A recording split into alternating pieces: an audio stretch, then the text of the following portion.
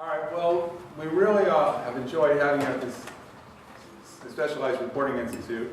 And this morning, we want to get feedback from you because you all have, like, when I looked at the bios, you all have really interesting careers. And we just want to have just a little bit of a discussion right now. And maybe we could start with some of the younger people who are attending this session. And I'd like to know your opinions because yesterday we heard two distinct speakers. Both, I think, were brilliant, Rob Curley and Robert Scheer.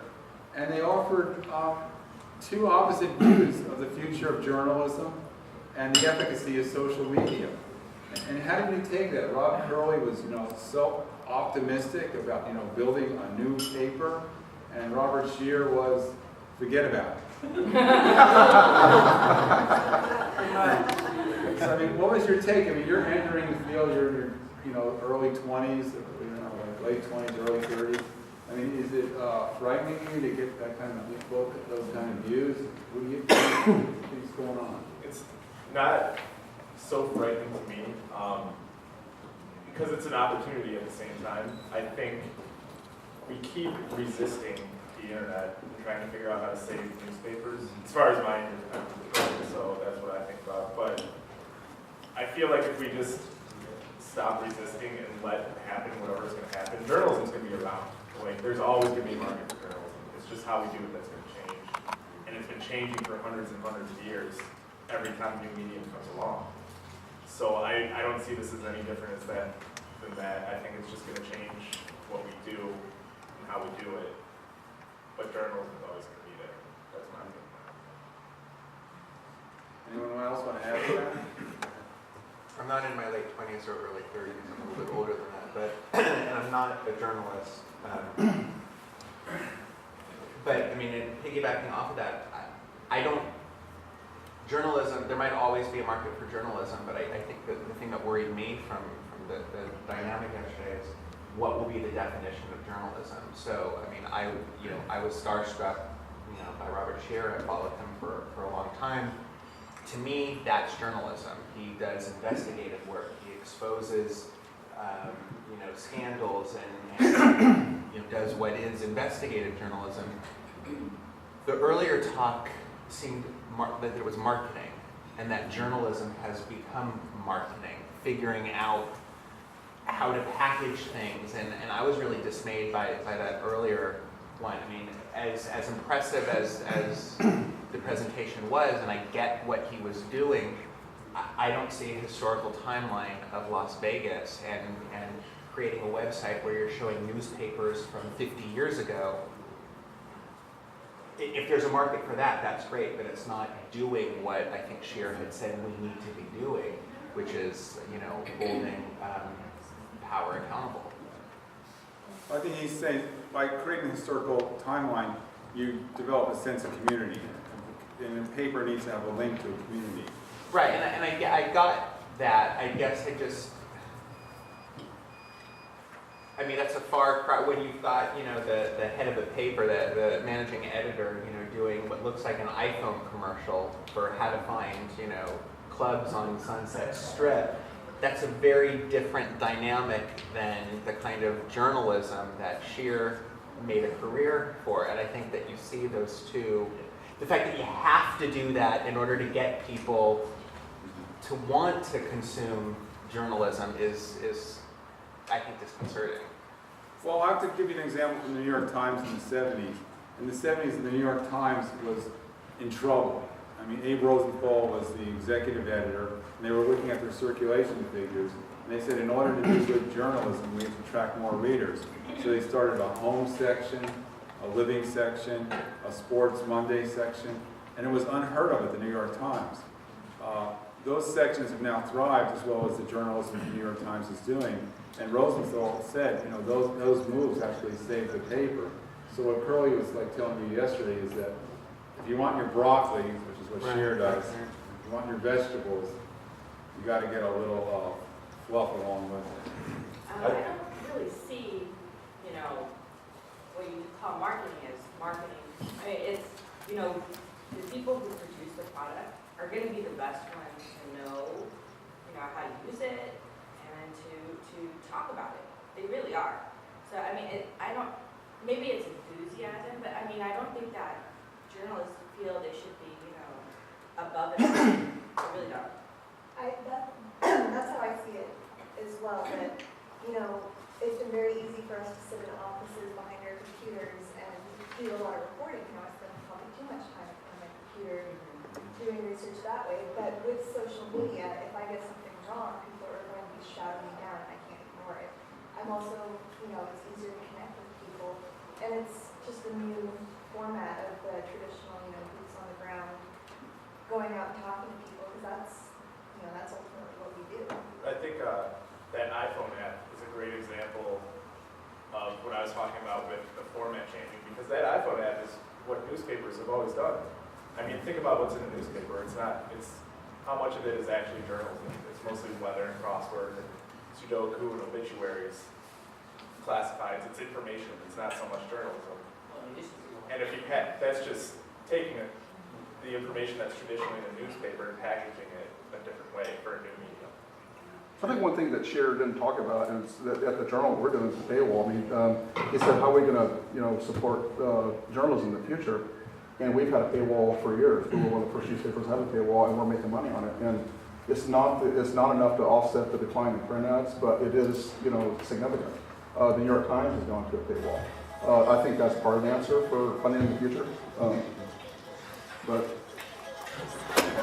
You know, maybe Tom, Carlos, Julie, you can tell us how, like, you know, without being presumptuous, how, like, you do survive as independent bloggers, journalists. Well, for me, I'm just going to learn that because for the last 2 years I was under contract by a website owned by Barnes & Noble, so I was getting paid monthly. And now, maybe probably as early as next week, I'm going to do that venture. We're just actually transferring the blog, have a new design, so I'm going to be experimenting. I'm going to be looking for ads, looking for sponsors, but I'm also going to be launching merchandise in line. We have some really cool t-shirts and caps. I get up to 550,000 page views a month. So I have a really strong readership, and I want to build on that. And I'm going to allow more writers to start contributing. And I have a couple of ideas where we're going to have more content flowing, and hopefully that increases the readership even more, which will allow me to capitalize more on advertising. So you're doing like entrepreneurial journalism in a way. Sorry? And Jared, would that offend you that he's a social activist? You know, he has a blog about, you know, police brutality, and yet he has to sell things in order to make No, I mean, I understand. Again, I'm not a journalist, so I don't have to, you know, as a professor, I don't have to worry about these things. But and ironically, I market my classes, right? I mean, I come out with ways to make it sexy, and I put little flyers around when I'm teaching a new class. So I get it. I guess it's just, you know, you have such extremes. I mean, let's face it, not everything Scheer did. Catching the president saying, you know, there was lust in his heart is really news. I mean, let's face it, it's, you know, it's fluff. So I get this. What you're getting at, though, it's getting to like marketing bad. Right. Yeah, but that wasn't what he was talking about. Right. He was talking about that the newspapers all along have failed us all. Right. And with that, you know, let them have. I don't think he'd be mad about the food section, but I can't say we didn't talk about it. But that wasn't his thing about people bringing readers in. It was about, well, here we were all being screwed when the whole Wall Street debacle, and no one reported And it. and I guess that's what, you know. So I didn't You mean to can't get off blame topic, marketing but I for don't that, think, right? yeah, I don't think that was what, Right. you know, the split is. I think Right. it was more about the total failure of the people that are supposed to be serving and Right. saving and Right. all that stuff. So. And you yourself go after those unreported stories, right? Do you Yes. tell what you do? Well, what Carlos said, it applies to me too, even though I'm not trying to necessarily get money from getting hits. No, I'm not opposed to that, but again, that's almost like building a whole business. I'm still hoping that someone will make money off my stuff. But what is exactly the same is, and the one thing Scheer didn't talk about, is the need just to stay creative to keep it going. It shouldn't, some people would say, well, that shouldn't be my job, I'm a journalist. Well, bullshit, it's like if you're a fine artist, which I was before I was this, you have to wear the hat, you know, you have to, or you don't, and then you can be the starving artist, but if you want to make it in society, you have to do certain things. You have to stay creative, to be in front of people's face, in front of their eyes, and it's the same with readership. So what I've been doing recently, since there's so few places to actually get paid as an independent, when you finish your story and send it out, that's tough, especially as a photojournalist, and then the people get back to you so late, so there's a real need to get, find everybody who might buy it, and even though they don't want you to send it to more than one at a time, just blast everybody. But once they take it, then you have to make sure, like that you were saying yesterday, after the first 6 hours, it's gone. So I make sure when I have a story out there that I know the people that want to read it and their friends that want to read it, and especially anything Gulf Coast related.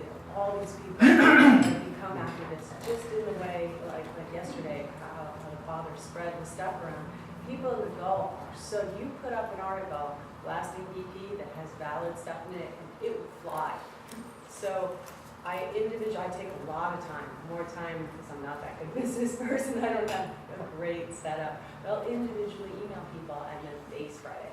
And I've noticed my hits on the Atlantic just so multiplied from that extra effort. So even if my story is buried, which sometimes it is, I make sure to get it out and I'll find those people. So it's my job to be creative, to find someone in the Tea Party or whatever if I really need those hits, and just key into anyone who might be interested in that topic. So,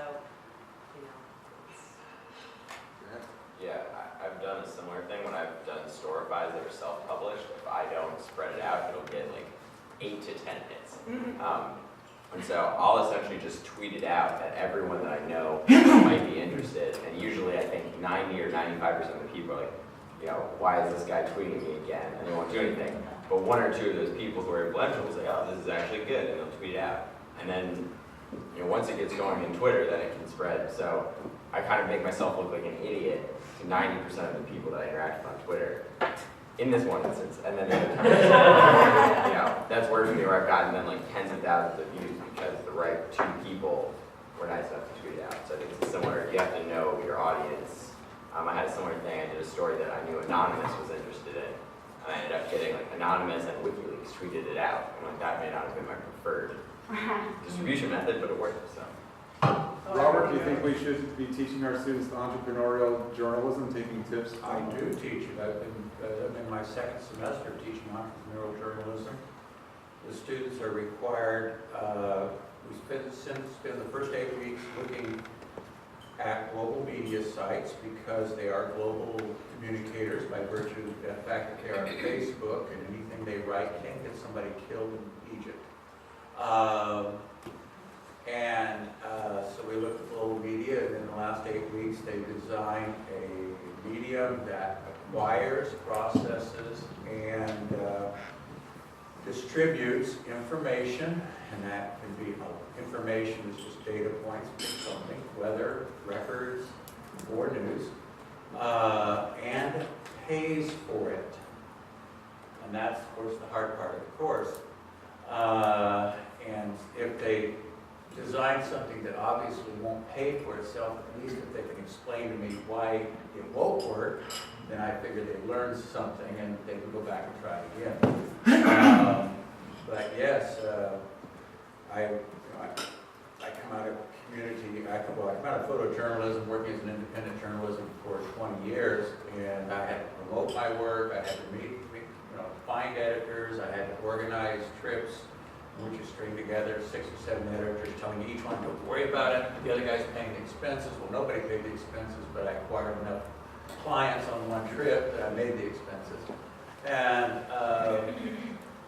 so I've been working entrepreneurially my whole life, and I find nothing about the web that's a particular challenge that I haven't seen before with photojournalism, which, as we know, is probably the toughest place to make money, and I'm very proud to say I did. Tommy, you do it differently. You 10 bar, right? Yeah. Well, the first question, we're talking about the transformation from print to the websites and stuff like that. It kind of reminds me of Postman in the Music Exiles to Death, where he talks about, every time society changes the way that they communicate, it changes the way political discourse resonates throughout society. And I think that that's what we've been going through for a long time, and with print media and the transformation. So I think it's exciting because the internet gives someone like me a voice where I wouldn't be able to do that. You know, even though I write and I'm an alternative journalist and I feel great about that, I can't put everything in that paper or everything I want to write. And having a website gives you a platform and a voice, and I think it's powerful. I think it's really powerful. So I'm embracing it, and I'm excited by it.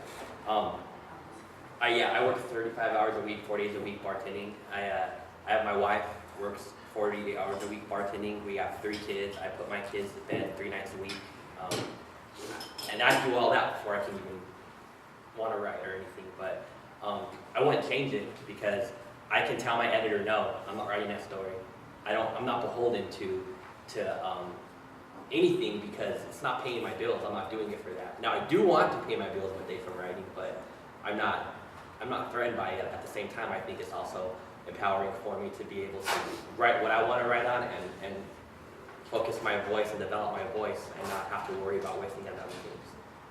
Do you ever feel like alone or anything like that? Yeah, I feel like a lone wolf a lot. Like I really do. It's hard to stay motivated. It's hard to stay. I mean, I never see my editor. I've seen my editor one time. I've been writing for 5 years, and I see my editor one time. That's a good thing. I mean, I've been published like 40 times in the last year. I'm on deadline for my 23rd and 24th cover stories, but I've never picked up a phone and asked my editor for permission to do something. I've never picked up my phone and asked my editor, what do I do? These cops are telling me to leave, or I'm getting hit in the gut by a cop with a baton. I mean, it's not, I don't know if I could do that. I don't know if I could pick up a phone and ask my editor for permission for something. It wouldn't feel right to me. Michelle, you won a Pulitzer. You were part of the Pulitzer team at the Register. Now you're independent. I mean, what are the differences between working for the large organization and working for yourself? Can I answer another question instead of that one? Little spin. I think, I'd like to go back to the way that you opened up this discussion and the 2 different views that are being presented. I was watching Clay Sharkey, who was one of my favorite people last night. Oh, from NYU. He's from NYU. Yeah, so I think we're just in this time, and I may be misquoting Clay because it's been a long time since I read this other piece by him, that, this time of cataclysmic change, and we would like to think that we're just going to go from one thing to the next thing, and it's not going to break in the middle during this process of change. But it is doing that, and we think Scheer is saying this is just, he's got this cataclysmic view of how it's going to all end up. And I think Curley's got, a view that it's not going to be cataclysmic. And I think that a lot of stuff that Curley's talking about I'm really happy to hear him talking about it and getting it out there and see the Register doing it, talking about, not making the assumptions that you know what people want, or using the tools that are available to you today to get better at serving, the things that we're here to do. I don't know what it's going to end up looking like 100 years from now. But I know that when I think about it, I think about what it looked like in the 1600s. And everybody back then was going, well, what's it going to be like in 20 years? And they couldn't imagine, of course, this. And so, I think about, 200 years from now, we're really attached right now to the idea of newspapers, And we think through the lens of newspapers and how's this all going to work out for newspapers. I think in terms of, those guys sitting at their desks and transcribing the Bible, they thought in terms of being scribes. And I think in terms of, you just throw up all the cards, it's not going to necessarily look anything like this, but I agree with you. The information will be there. The information consumers will be there. One thing that I've seen in Seattle, which is one of the first places that had one cataclysmic change come, which is the hyperlocal, it was one of the first places in the country and the world where that exploded. It just, wasn't there when I showed up at the PI. I surveyed the landscape to see what kind of bloggers were out there because I'm very interested in what Gilmore was talking about in the early days. The readers are smarter than us.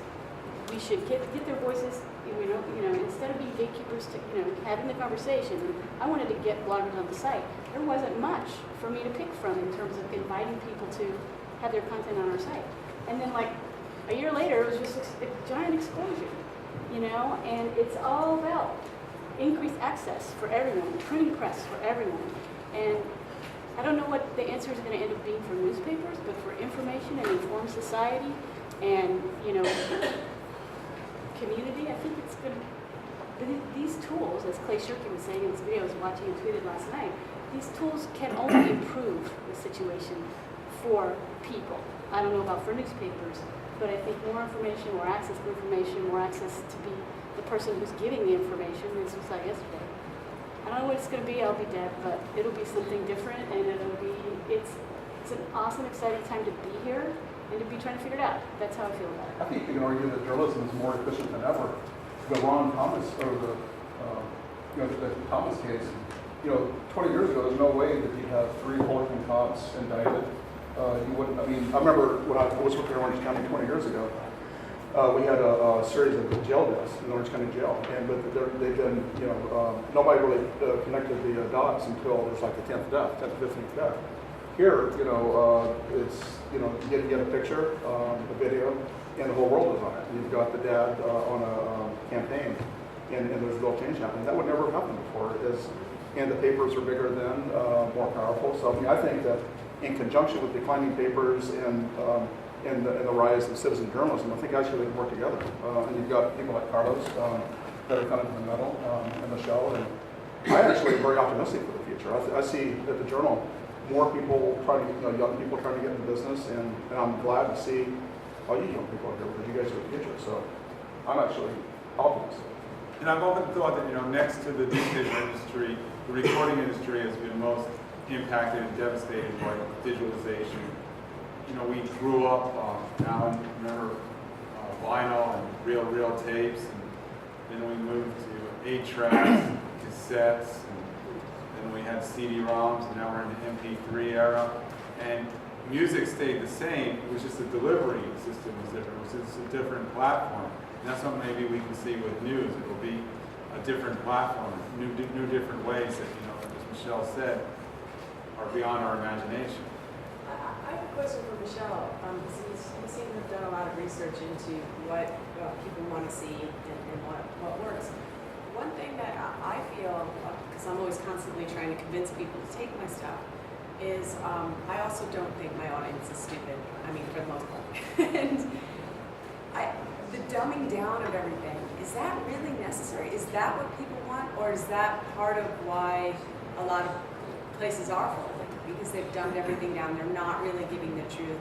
They're not hitting the oil companies and all these things. And, they're maybe being a little more conservative because they don't want to lose advertising. Is that why something like Truth Ad is doing well? Because it isn't dumbed down? Or I don't think everything is dumbed down. no, not everything, but I as a just whole think it is. There's so much more content out there, and the delivery for content is so much easier for it to just be in your face. Come on, you really don't think there's any dumbing down on the major sites? I think that there are some sites that specialize in dumbed down content, and there are some sites that specialize in brilliant, genius content. And the second category, we have seen so much more of that with California Watch and Politico. I think that you have more crap coming in front of you, and your perception is that things are being dumbed down. But my perception is, look at all that content. You're not used to that much content. But so would you say that people, though, do want the real content? And people want all kinds of content, in my Right. opinion, and so when I'm putting together a site, I like to try to do a little bit of what Rob Ford was saying. Yes, at noon, I'm taking a break, and I'm sort of like, low energy. I'm going to see if there's a cat video that I want to watch. sure. In I the have no problem morning, with that. I want to go to work and make sure that nothing happened overnight that I don't know about, so I don't look like an idiot. So we'll be doing my smart reading right then, and maybe at the end, I'll do some entertainment reading while I'm watching TV. Everybody does not have one side to Sure. them.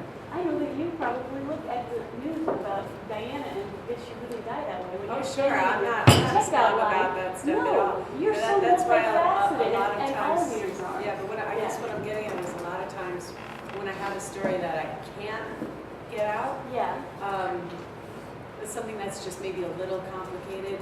It's like a story I know people Yeah. would really like. There's a tribal group of Indians in Louisiana that almost nobody's written about because they're French-based. And Right. their land will be gone, so it's Yeah. David versus Goliath Right. thing, and they're outside, well, whatever, but the pictures are gorgeous. I know I can get a huge amount of hits. Right. No one would go near it. As we were talking about yesterday, I've freelanced for 6 years, and there's so many facets to that. The market is tight, there's more free content than there ever was. You're trying to sell to people who have less money than they ever had before. I don't know that it's about the interest of whether people are interested in that content, but there's so many other things going on. So you would say no, that's good.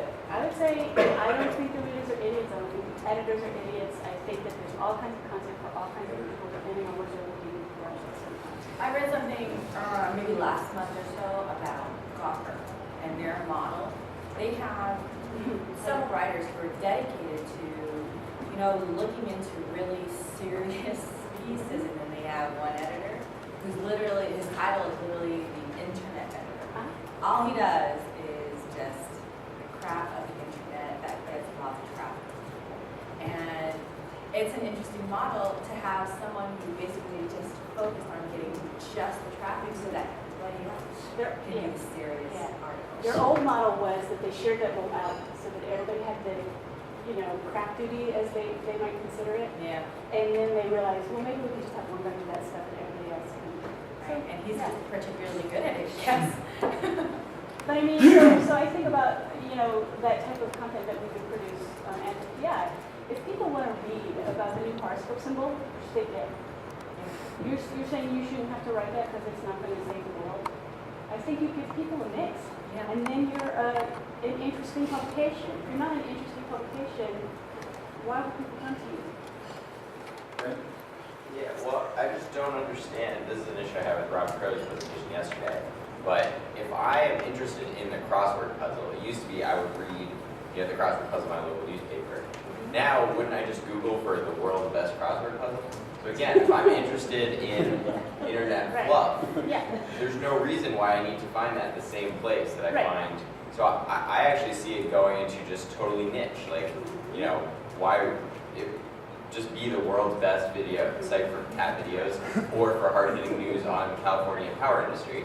But there's no reason, the only reason those were connected in the first place was because you needed a printing press. Well, the State of the Media Report 2011 agrees with me that there's a lot of growth in niche, and you probably saw the essay Unfungible, which makes the same exact point that, we all used to go to newspapers for a variety of things, and then you go to IMDb, Fandango, whatever. Mary Meeker's report that recently came out said the same thing.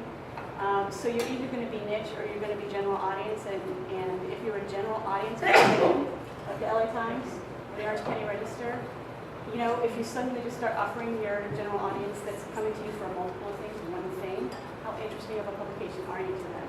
But on the other hand, if you're California Watch, that people come to you for investigations, that works too. There's such a variety of publications, there's no one answer. Jeff, how are you handling this as the editor of an ethnic language newspaper? You print in Vietnamese. How have you made a transition to social media? Are you able to support yourself?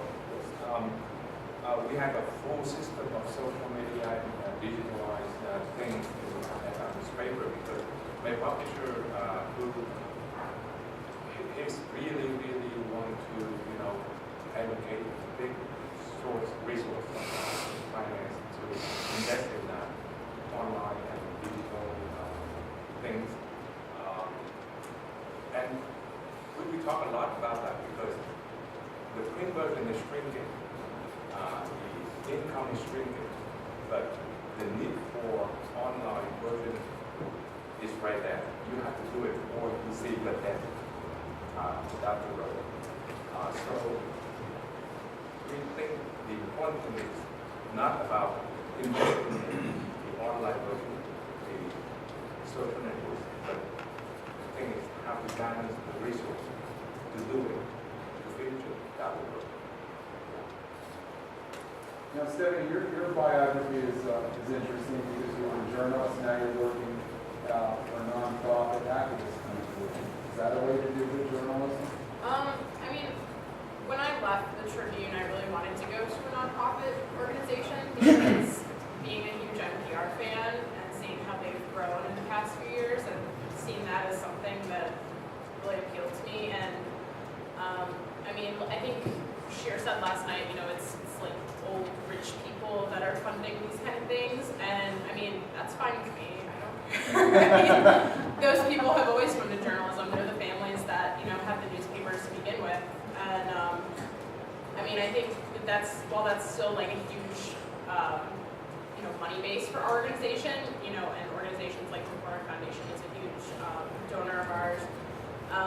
We are trying to get people, you know, the average everyday person to donate to us like they would NPR, you know, be a member, be a part of our organization. And I mean, I think it's really working because people will pay for good information, and especially when it produces results like ours has. Can you give an example? Well, I think I was telling somebody else about it the other day, but in Illinois, state legislators are allowed to give out 2 tuition waivers to state universities to college-bound students. And it's been a long time perk, goes back over 100 years, and we found that in these situations, they weren't going to the needy students, they weren't going to the valedictorians. These tuition waivers were going to, you know, the people who were giving to campaigns to their children. And after a number of these, we basically petitioned the state legislature to close it down, and in July, the governor got rid of it. So we, you know, we're saving people $13 million a year by getting rid of this program. So. Is that a Robert Shear, LA Times kind of story? New York Times kind of story? Done by a nonprofit? The question of niche versus general, quite bluntly, a newspaper was an aggregator, and as in essence we would call it today an iReader or Google iGoogle or something like that, and where you customize the content you want by keyword. And that's actually what you can actually make your own newspaper, and each site becomes a section. I looked at my daughter's, she's in PR, I looked at her Twitter account. I said, do you realize that's like 8 standard sections of a newspaper you have here? And so people are creating their own newspaper, and the question is, do we really need a general publication? The other problem I have is when the OC Register becomes the monopoly in a community and refuses to cover stories because it conflicts with either their political viewpoint or their economic interests. They're just as negative of an impact as, say, the big paper mill or the big aircraft company that dominates the economy in a community. So I'm not sure that in fact, I can point to one town right now where that newspaper is a negative force on the economy because it's protecting its self-interest. But it feels like it doesn't matter as much anymore. I mean, like I think that what we see in Seattle now with like more than 30 hyperlocal blogs, it hasn't quite spread every place else with the power that it has in Seattle. But there are obviously powerful independents here for these stories. And you know, if the newspaper fails to cover something now, the great thing about so many people having a printing press means that, you know, it'll come out anyway a lot of the time. So it's better in that way. Especially in Southern California, where the penetration of many of the big newspapers is so low. I mean, the Times' penetration is 15, 20, 25% or something like that. The registers might be 30. You know, New Orleans was 71. So I think that, you know, there's just, and 20 years ago, when penetration was like that, and there weren't all these other publications out there, a story that the Times or the Register or the Press Telegram didn't cover might not have come out. It's certainly not the way that the Kelly Thomas issue came out. So I mean, it's the environment is much more fertile for exposure of stories that might have been ignored. In New Orleans, there's Uptown Messenger, there's the Lens investigative online publication, ProPublica coming in. I mean, there's so much competition now, much more than it was. It doesn't have to be a paper. Didn't Huffington Post drop the patch? They had a thing like that, right? Was it right? Patch? The investigative fund. Yeah. They disbanded that. Yeah. Well, and so you brought up New Orleans, one thing, and it would pertain probably to everywhere, and I hadn't thought about it as a revenue source for the actual newspapers. It is just in Louisiana, but I doubt it. It's all of the government stuff that they have to publish. They need a daily. So Picayune lost this huge contract of all of the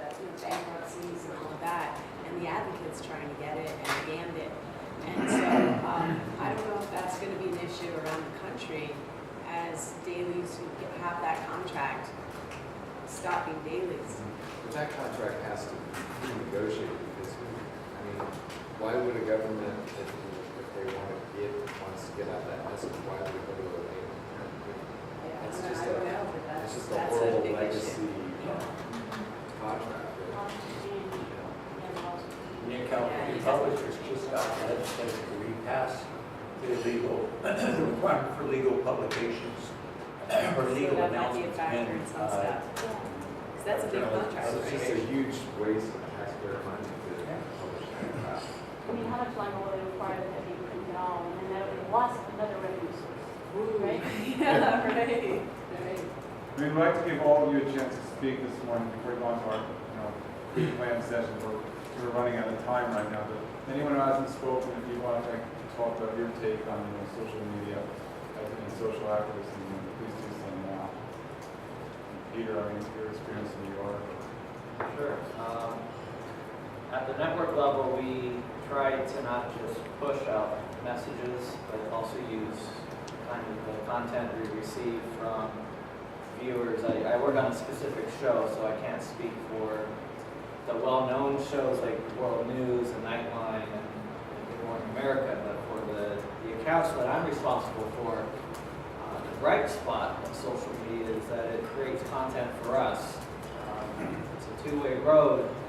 I'm seeing a lot of great feedback from our viewers who have been loyal for the 20 years that World News Now has been on ABC television. We've been able to create segments that we couldn't have done 5 years ago because Twitter wasn't as robust and Facebook wasn't as saturated on mobile devices as it is now. So people who are at the scene at a weather event or some major event are able to repurpose that content, and it helps us feel like we're engaging our audience and also creating content for us on air and online. So I've seen a big increase on our Facebook page is now almost at 61,000. It's a middle of the night broadcast, so it's it's not 100 or so thousand fans, but it's grown over the last 4 years since I started it in 2008. And our Twitter maybe has about 7,000 followers. And I've kind of spearheaded the use of hashtags on the screen, on TV, and that helps me pinpoint and find the content on Twitter so that I can get it onto TV. So it's been an interesting kind of experiment. I'm lucky that my producers have allowed me to take a certain story, we'll ask our viewers for their reaction, and then we'll put it up on television, and it helps create that kind of dialogue that we didn't have when the show first started. And it goes beyond just the email. People are so mobile now that snapping a photo anywhere, anytime, tagging it, sending it to us, it really helps us kind of spread the word. We started Facebook first, and kind of just the things that I found most helpful is we have some best practices that we do, but we don't post more than one or two things at a time. We hate flooding the news feed. Just some simple things that even our social media team has found. We had a good presentation from the Las Vegas Sun about using proper nouns and longer headlines and things that the search engine will catch easier. Those things really do make a difference. And photos have become if you look at the ABC News Facebook page, those have become kind of the main thing because they're so shareable. It kind of grabs your eye, and it looks good on the mobile devices. It looks good whether at a desktop. So if anything, it all boils down to experiments and seeing what works and doesn't work. I've had a very short time working in New York. I'm I'm still learning, and it's been a great experience. It's just, I think it's still kind of fleshing out, you know, what's working, what's not working, and, you know, it all boils down to things being clicked on and then going to our main site, abcnews.com, because that's where the ads and everything gets tracked, and you know, then they can go to their bosses and say what articles are most read and where people are spending the most time on. So that's very high tech, and you know, it's amazing that they can track that sort of thing. But in terms of social movements, the Occupy and even the Thomas story, the Kelly story, you know, I saw it develop on social media before the network even picked it up. And I'm in a very interesting position seeing how the network relies so much on our affiliates now that, you know, we're not necessarily breaking the big stories like we used to do. You know, we'll look at KABC and we'll get a heads up from our producer at the Bureau in Los Angeles and say, you know, keep an eye on this. But we've reduced so much of the staff now that it's, you know, it's becoming a little challenging that, you know, these stories do make it up through the proper channels. So that's a little scary. But that's, I think, the world we live in, and once it does kind of break out into the mainstream, then it's a little easier to put our resources into that. So. Thank you very much. I think we've seen today, you know, social media is here now. It's linked to much of your work to social activism, and later on this morning we'll hear from, you know, two reporters and editors from the LA Times about reporting strategies, and a reporter from the Wall Street Journal about other reporting strategies, especially when demonstrations turn violent. And we'll conclude with a luncheon meeting with Tom Hayden, who has a long history of social activism and has also made the transition to social media. Hayden was, you know, an activist in the 60s, founder of SDS, one of the writers of the Port Huron Statement. He was heavily involved in the anti-war movement and civil rights movement, and now he's also working with working for World Peace. So he'll give us a perspective of someone who's been involved over the last 50 years. So why don't we take a break now and get the photo as well.